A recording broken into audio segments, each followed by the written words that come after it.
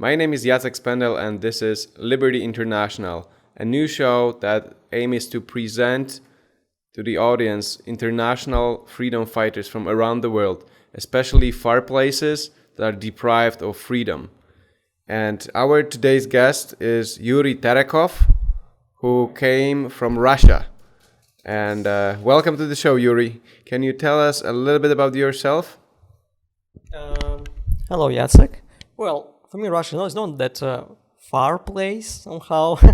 Yes, my name is Yuri Terekhov. I'm 29. I'm from Russia. I live in Moscow city, although I was born on the northwestern part of the country.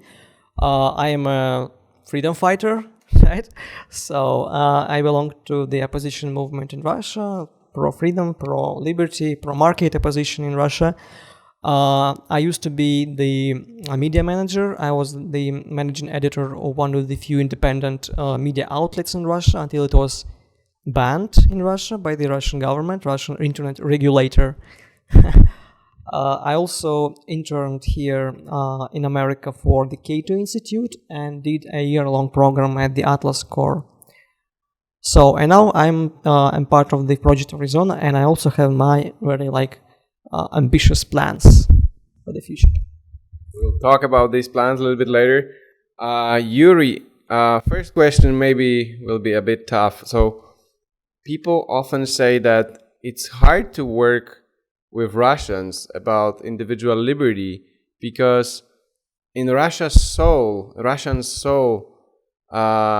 the appreciation for collective values is stronger than for freedoms. Sociologists say that after Soviet, we can say occupation, right? Because that was not really the Russian people's choice. After the period of Soviet Union, people still keep this mindset that the power and in terms of geography, where Russia can operate in which countries, and the sphere of influence, the geopolitics, that these things are more important for Russians than their own cause of freedom, their prosperity, their individual rights. If that is so, then it might be very hard to be a freedom fighter. But in the first place, is this diagnosis really right? Well, it's a really very tricky and provocative question. I wouldn't overestimate the collectivism in Russia. We have a saying once short is closer to one's body.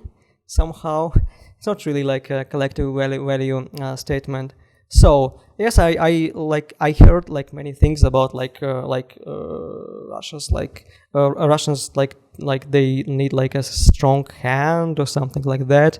But actually, well, I wouldn't do an excursion into a whole history, but I must admit that during all our history we had many Russians tried to get more freedom. We had numerous uprisings, civil wars. We had including in the Soviet period, though there are not much information about it. But taking the last century, the last 100 years, I would say that taking the whole history, I must say that Russians have never had so much freedom, both economic freedom and political freedom, as they have in the recent 30 years. Even in the last decade, when the level of them have been deteriorating year by year, unfortunately. So the reason why we have nowadays such a situation is that, to my view, is that during the Soviet period, Soviet occupation, we didn't have organized pro-freedom opposition, because during those 70 years of communism, government always tried to prevent the formation of such an entity, such a united entity, organized entity. And when the Soviet Union collapsed, our pro-freedom position was really weak, was really weak, and the only forces that had hierarchy, that had structure, they had like connections, were first of all organized crime, then part like the Communist Party bosses, mostly nomenclatura, mostly young party bosses who never believed in communism and all in such things, but who had like the assets, who had connections. And third were the security services, like and siloviki, those who like military, intelligence, like secret police, KGB, FSB. These three groups, they had structure, hierarchy, and power and connections. And they were competing with each other during the 90s, in the period when we had a really, really difficult economic situation, separatism, and really horrible criminal situation in Russia. And finally, finally in the end of the 90s, when like people wanted someone to make like peace somehow, to establish order in the country. So, and actually after the apartment bombings in Moscow and other cities, like it's not really clear who perpetrated them, either like Chechen terrorists or FSB, probably the latter ones. Such kind of leader appeared, like Putin. So, and I must say that during his first term in office, during his first years, he did many actually good things. There were like really good market reforms done in Russia, thanks to his then economic advisor, Mr. Andrei Ilarionov, who later became one of the leaders of the opposition. And he's now, I worked for him at the Cato Institute. He's an amazing person, very outstanding, and he's a very nerdy guy, I would say. And, but like after that, I would say the Soviet mentality, the KGB Soviet mentality started to prevalate, started to dominate in the political discourse, so that this zero-sum understanding of like this mentality began playing the first role, actually. So, and also it coincided with the increasing like gas and oil prices, and also like or less this color revolutions in the neighboring countries, Iraqi war, and so that all contributed to this anti-Westernism and this somehow desire to oppose the country to the developed world. Though I must say that during his first term in office, one of the Putin's propositions was Russia's accession into NATO. Nobody knows that right now. People think that it's like an absurd, but it was like that in 2000, 2001.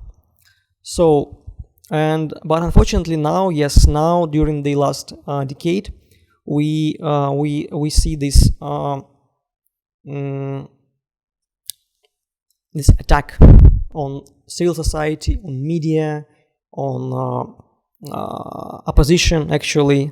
And it's actually, I think it's the strategy they use is really sophisticated. So it's individual terror, very sophisticated propaganda machine, and also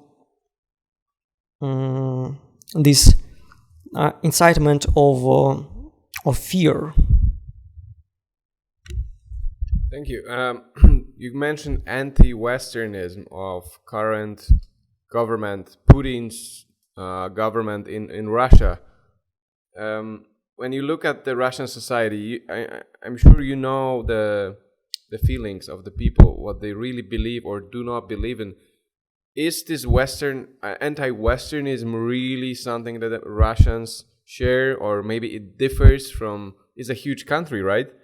So maybe it might differ in I wouldn't like to ask about this because my knowledge is limited, somehow limited in this sphere. But in the West, people believe that you guys are so different, that you don't want individual rights, you don't really appreciate freedom of speech, and you want this heavy hand. And is this really true? How does it really look like?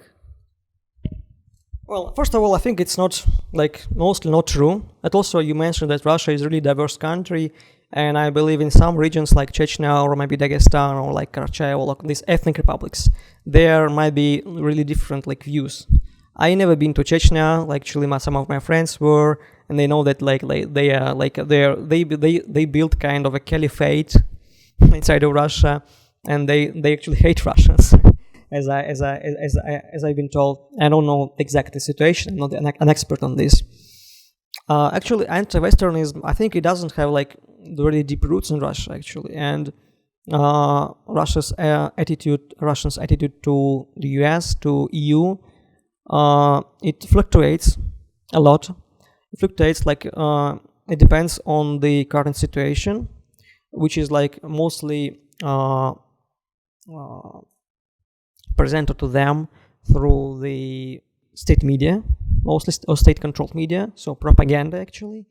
So, but I actually on the basic level, on everyday level, there is no such thing as Americanism or anti-Westernism, as even like I saw in Turkey when when they trying not to somehow to for example, they are trying not to call the English school. They're trying not to associate like English school with England, with either England or US.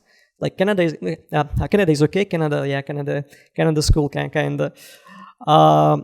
There is nothing like that in Russia actually. And I also wanted to say that there is some kind of anti-Westernism, but it's a reaction to certain events. For example, in the 90s, I think this kind of anti-Westernism appeared probably in the like about 20 years ago, after the bombings of Yugoslavia. I think this was the point when those like anti-Western sentiments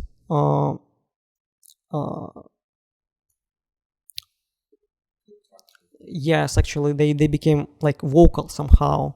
Yes, and now this is supported by the state media, so they're trying to blame some like their internal like mistakes on West, on US, on like and so on.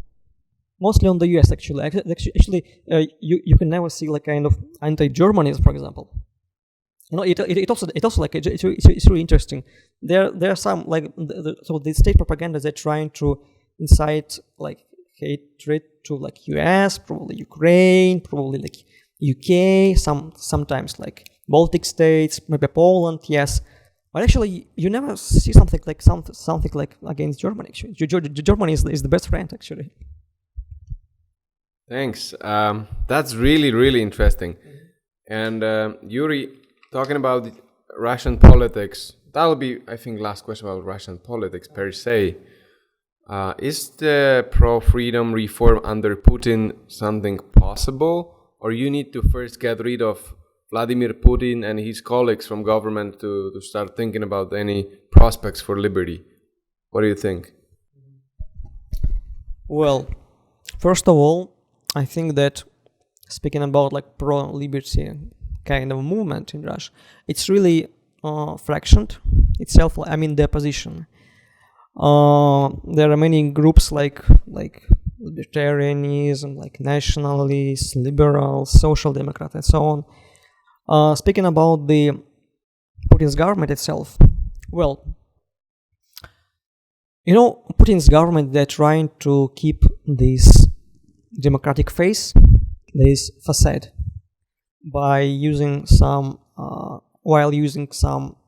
liberal, like non-democratic authoritarian methods. They often called the regime is often referred as hybrid regime.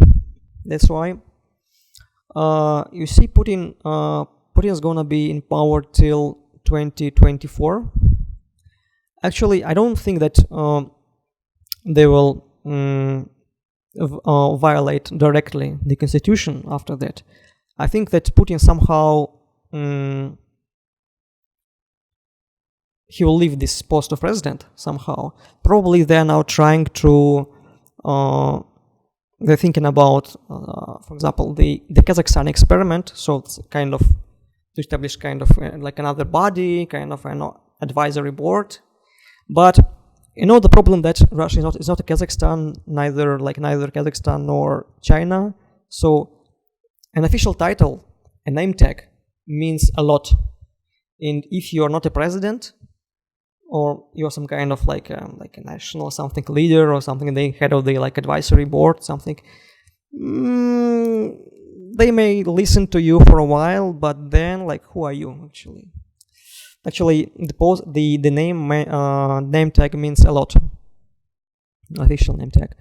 So I think that if the economic situation in Russia worsens to a certain level, probably they will try to reform the governance in Russia from above. Probably. But you cannot be sure 100%.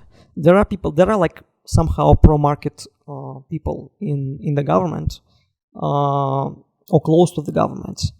But they're not the only ones. Actually, there are a lot of towers in Kremlin.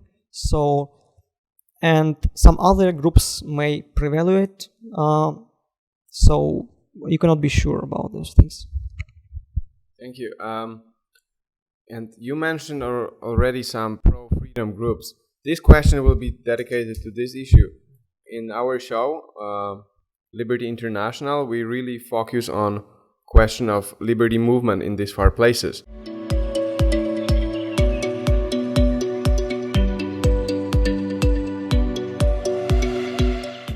Economic situation in Russia, is this a factor that could determine soon change in the power in the government?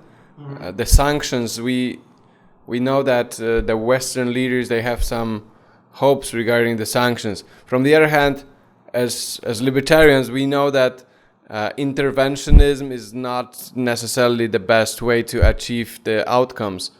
Can you have some comment about the current economic situation and possible outcomes from it? Well, first of all, I must say that I'm not an economist. I only say what I somehow understand and see. So, to be honest, of course, sanctions, they influence Russian economy. Russia's economy right now is stagnating somehow. Especially sanctions influence our oil and gas and also banking industry. So, for example, our oil and gas producers don't have now access to innovation, to technology, to Western technology. So, but the biggest effect of sanctions is not direct, but I would say indirect. That foreign investors, they are trying not to they're thinking twice before investing in Russia right now. On the other hand, I must admit that Russia's economy is still quite strong. Russia is one of the least indebted countries in the world, and still we still have this effect of those positive reforms that were made in the beginning of this century. But of course, people's incomes are stagnating and even decreasing gradually from year to year. That's why government tries to nowadays they're trying to raise taxes. Last year they raised our VAT tax from 18 to 20%, and at the same time they also raised the retirement age actually. And last week I heard that the government is proposing a few more taxes. they were not like they were not like they didn't like yet made it like a law, a legislation, but still like there is a proposition. And also at the same time, Russia's stock market, as I understood from the lecture on investments, is one of the most undervalued markets. Russia's economy is still dependent on gas and oil commodities, gas and oil first of all. And during the Putin's years, government failed to diversify our economy, unfortunately, relying on those huge incomes, from gas and oil exports. And we have such a situation that economy is stagnating, people are getting poorer, but still there is a huge potential of growth. And I think many people also in Kremlin, they understand that there is huge potential of growth if the government changes, if there will be some changes, positive changes, also like economic and like political, and probably that would also influence the this under the carpet game for the Putin successor. Thank you. And for this show, for Liberty International, very important aspect is the condition of the freedom movement. Can you tell us more about the landscape of the freedom movement in Russia? I know that you have probably one of the, if not the largest, public event organized in Eurasia, organized in Moscow every year. If I remember well, is this Adam Smith Forum? Mm-hmm. Yes, Adam Smith. Please let me know more about what is happening in the freedom movement and how it can get stronger. Well, I think first of all we must somehow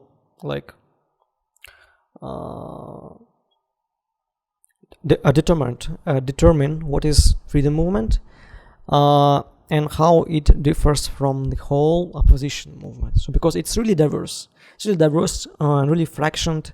Some groups are registered as parties, some are not.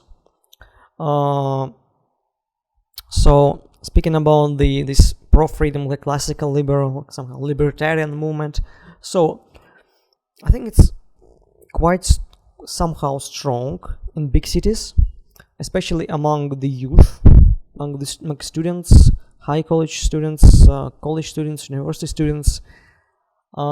Yes, we had last year we had one of the biggest, I think the biggest libertarian event, Adam Smith readings in November, biggest in Europe and Eurasia. And in the last year, Libertarian Party has been really, though it's not registered, it was trying to get a registration, but they didn't get it. Government didn't let them to get this, but it's really active in the recent year, in this maybe couple of years. Their speakers, their headliners are now somehow getting they're like a stars. For example, Mikhail Svetov, he is like a young libertarian. He has his YouTube channel, and he's really good in public speaking. So he does lectures all over the country. So, and he also leads. He's a keynote speaker on these rallies, like pro-freedom rallies in Moscow and St. Petersburg. So this movement is somehow stronger in Moscow, in St. Petersburg, in some other big cities. Some of the members of the Libertarian Party and other pro-liberty groups belong to. They got elected on the local level. So it exists. It's somehow popular, but it's just because all other groups they've been already oppressed. So, and this movement is relatively new and active, and they're trying to get their space under the sun, under this to get the influence in the opposition movement. Thank you. That sounds promising. In many countries, including even the US, libertarians are only few percent really of the politically active people. In Poland, the pure libertarians will be maybe 1%. I don't think it's more. What do you think about Russia? What will be your numbers? How you estimate? Well, first of all, you also should define libertarians. There are lots of kinds of libertarians, and they disagree on who is libertarian, who is not. Actually, it's always a problem. Well, I don't know any numbers. I know that I'm pretty sure that among young people, internet users, it's quite well known and widespread, because especially in the light of the recent attacks on the internet, on the Russian internet. Yes, Libertarian Party has been really active in opposing those measures. That's very, very interesting. Yuri, you are active in the Russia Freedom Forum, correct? Yes. Free Russia Forum, that is registered in Lithuania. Can you tell us a bit about this activity? And I also know that you want to do something really important after you come back to your home country, to Russia, soon. It's a think tank, right? Right. I'll be happy to introduce our audience to your new ideas and how they can be translated into more freedom in Russia. Yes, I belong to the Free Russia Forum. It's not there are many opposition groups in Russia, and for me, Free Russia Forum is just more inclusive. There are many people there are also social democrats, there are nationalists, they are classic liberals. It just, for me, it's the most inclusive organization. It doesn't require these members to adhere to some values, except for liberty and democracy and Russia without Putin. So yes, so we gather 2 times a year in Vilnius or Jacek this year. This is June. Yes, and there are also the permanent committee which works on different projects. And I'm also going to present my project, my idea during the next forum in June in Jacek in Lithuania. The idea of my project is a think tank or NGO, any form of NGO, that I am going to establish in Estonia, not in Russia, because in Russia it would be really problematic to start such an organization, and you cannot get freely grants from abroad, and nobody's gonna risk of granting the pro-freedom organization in Russia, inside of Russia, unfortunately. So the idea of the think tank is first of all exposing government abuses of digital technology, its violation of privacy, digital privacy, of surveillance state, attacks on internet freedom, internet regulations. So for example, they're trying to block Telegram, one of the most popular messengers in Russia. They blocked LinkedIn, they blocked my website. So, and they're also trying to filter the traffic to store it somehow. So I'm going to expose it, expose such things. It's the first goal. And second goal is to promote more open, more transparent e-governance. So that we'll be able to limit the governments, to limit the cost of a human mistake in decision making. Giving the example of Estonia, I think one of the most successful post-communist countries. They already have internet voting. They have e-justice system. Of course, first of all, it requires at good governance like from above also. But I would like to also to promote this on the local level, because there are people, there are opposition members, there are pro-freedom people on the local level, where we can start promoting such things. And also I would like, so the idea is to gather IT guys and civil society guys for working on a better, more open, more inclusive, more transparent governance. That's really interesting prospect, and well, if we can help you anyhow, that would be great. Later, when you have your website or more information, we'll be happy to share with Liberty International audience, our viewers, and also people who visit our website, information about it. Yes. Yes, thank you a lot. And I'm going, and this month I'm going to apply for the Atlas Network grant, and probably trying to some other to start this project. So I will be really grateful if some freedom-oriented people can somehow promote or support me in this idea. And last but not least, we are meeting not in Europe, not in Russia, not in my home country, Poland, but we are meeting in exotic place in Arizona. What are you doing, Yuri, here in Phoenix, Arizona? Well, thanks to the project Arizona, I'm doing internship program for Arizona Talks, an organization which organizes events, different talks, different events on different important social, cultural, political issues, and also I somehow assigned to Americans for Prosperity. It's also one of the leading conservative libertarian grassroots organization here. So, and I'm really grateful for this project, and also I have quite an extensive educational part of this project. So we learn a lot about liberty, application of liberty and freedom, and I think it's a really good idea. Thank you so much.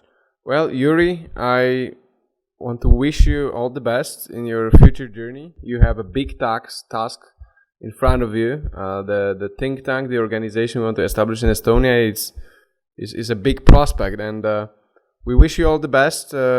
Thank you for being guest of Liberty International, and good luck to you. Thank you.